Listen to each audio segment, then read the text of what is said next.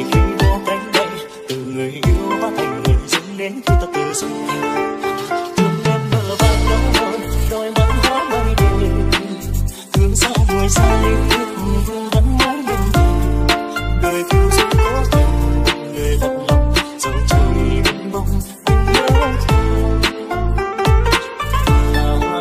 Trên kia về vẫn có đôi sao trắng gió thu thủy,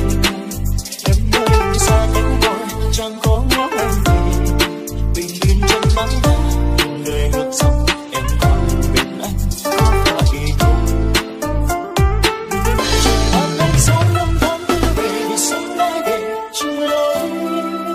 người bạn kia mình có sao còn âm tôi, một mai em nhớ vẫn nhớ trên đường thay đổi, nhưng người anh người chẳng khiến anh lẻ loi.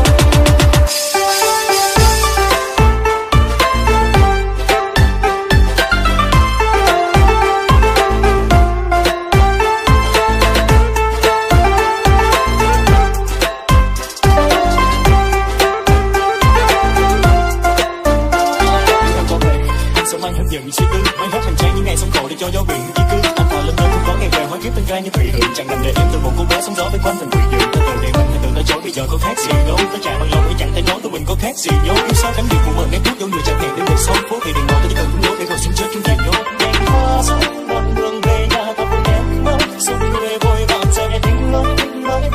em bao rồi, đang nhìn bờ vai xuống ngựa đầu minh họa xanh phố cho bên lòng chẳng gần giờ đi có hứa ngày buồn giá ai không vỡ vàng rồi, lặng nhìn dòng nước con sông phút bồi hồi, một lần này anh đang mới ở lại đi vạn trùng cơn đau ngày kia chỉ là bao vui, trời ban ánh sáng năm tháng tư về sáng anh về chung lối, người bạn kia mình có sao còn gần tôi, một ngày em nhớ trên đời anh ơi, nhìn về anh người chẳng khiến em lẻ loi.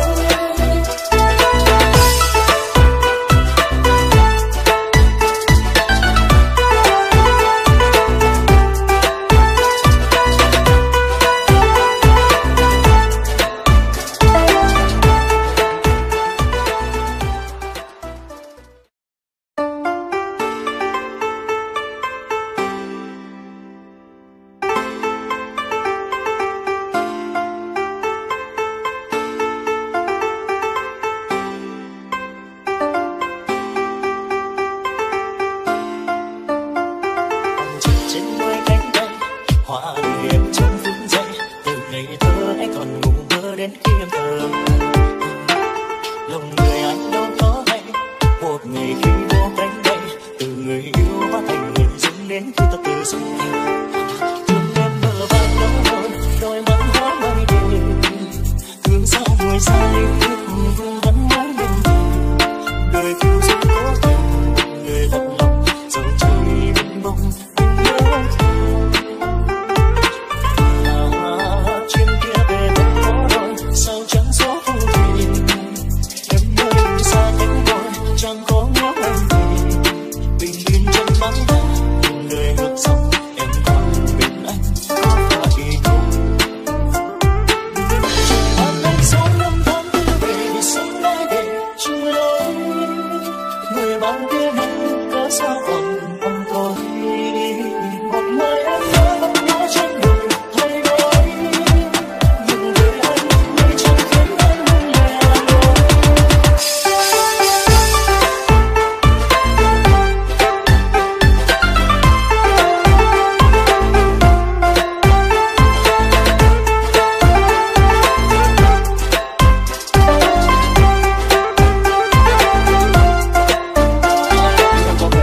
Sống anh hấp dẫn suy tư mới hết hành trang những ngày sống khổ để cho gió biển di cư, anh thà lên nơi không có ngày về hóa kiếp tên trai như thủy hưởng, chẳng nằm để em từ một cô bé sóng gió bên quanh thành quỷ dữ, ta tự để mình hay tự ta chối bây giờ có khác gì đâu, ta chạy bằng lòng để chẳng thể nói tụi mình có khác gì nhau, yêu sao cánh biệt của mình em thuốc dấu người chẳng hẹn đến một sông phố thì đừng nói ta chỉ cần cũng nhớ để rồi xin chết chung chuyện nhau. Đèn hoa rơi đoạn đường về nhà ta vẫn em mơ, dòng người vội vàng chạy tình ơi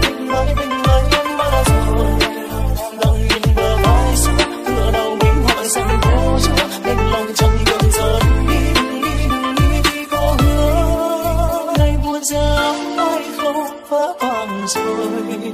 lặng nhìn dòng nước con sông phút bồi hồi. Một lần này hãy em ơi ở lại đi, vạn chúng